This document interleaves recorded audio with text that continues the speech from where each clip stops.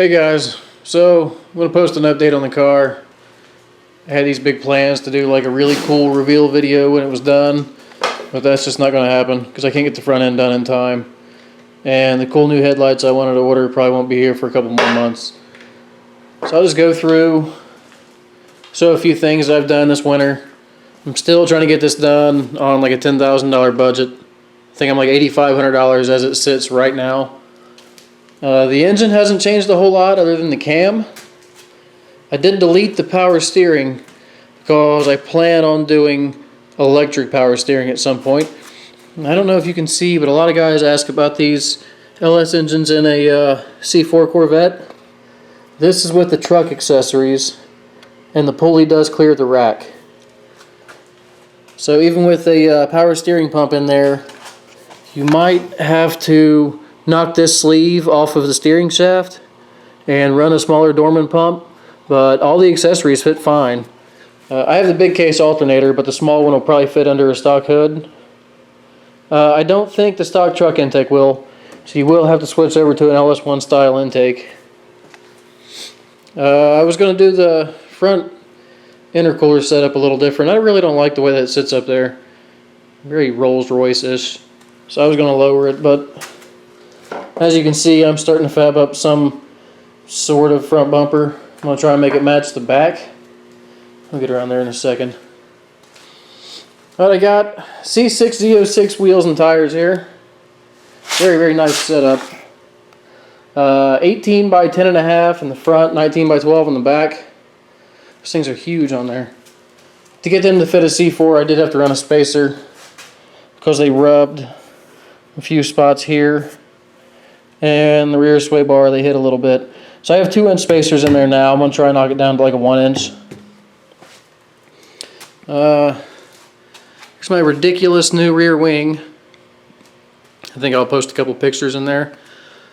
NRG carbon fiber wing.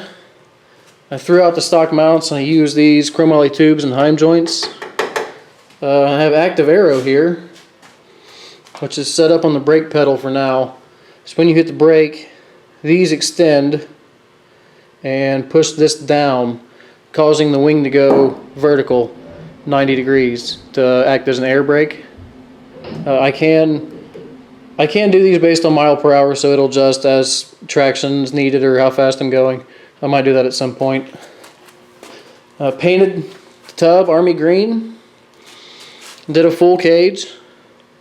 I think it's technically a 6-point. Not a whole lot of attachment points, so I couldn't really go full 8-point from here because there's nothing to attach to underneath the harness bar. I did swap out the seats to the ones that had the holes. I got brand new 5 points. Cam locks. These are nice, very nice. See, I'm kind of have black foam board here. This is my center console. I'll put these in there, mount them up. I have like a sheet metal to go over top of them. So I have a center console to hide all the wiring. It is still fingerprint ignition.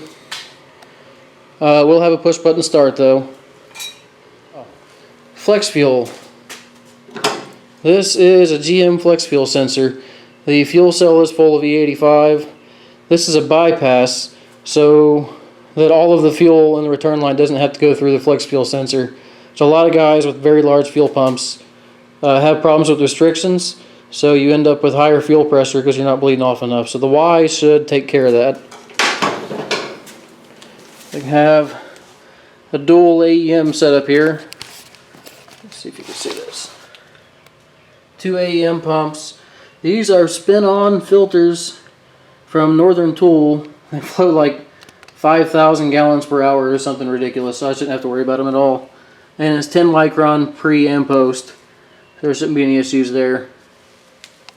I had this thing fired up temporarily. I've got it torn mostly back apart right now. Try and finish it up. The paddle shifters are in. I'm using a 7-inch RCA tablet for gauges. I've replaced pretty much everything on this car. I had it stripped down completely to a tub, and I got here in about 6 weeks from a bare tub. That was paint and all. This is just a single stage eBay paint. I used a Harbor Freight paint gun. Get the Harbor Freight gun for like $10 and you paint, and instead of spending $10 on mineral spirits, you just throw it away when you're done. It actually did a really good job for my first time ever using one. Let's see here. Oh yeah, the other than the C6 Z06 wheels, I did do a C5 brake conversion on the front. So it's got, those are power stop rotors and pads, and those are stock C5 Corvette calipers. I did do power stop rotors and pads on the rear too, but it's just stock C4 calipers for now. You can see here, I did coilovers on all 4 corners. Instead of spending $1,500 to do C4 coilovers, these are just motorcycle coilovers from a, I guess it's Gen 5 maybe? 11 to 15 Kawasaki ZX-10R. They fit all 4 corners without any modifications at all.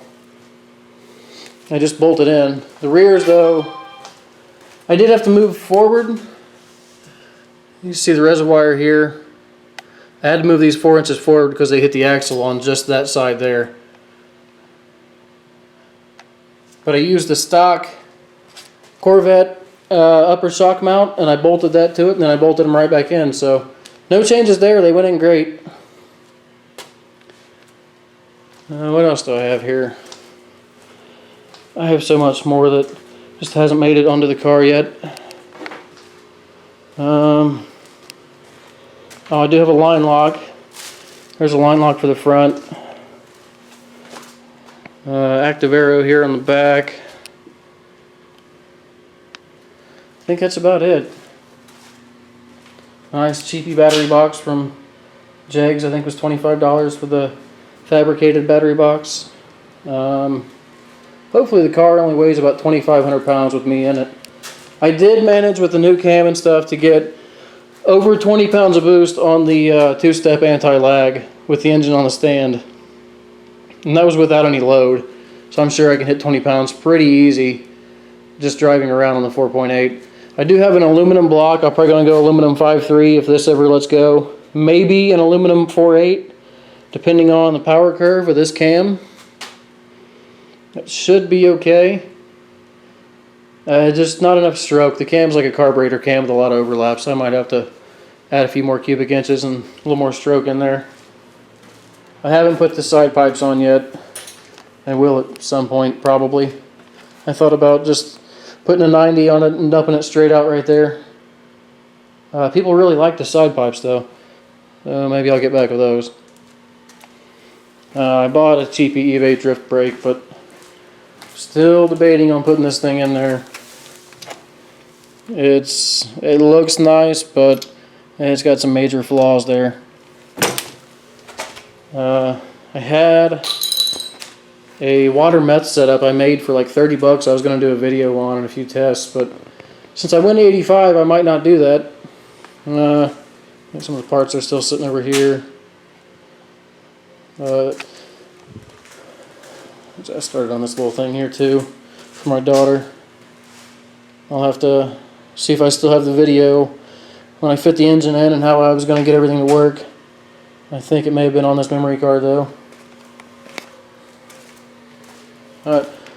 Hopefully in the next few weeks I'll have it driving again and then I can post some better video. We'll see what happens.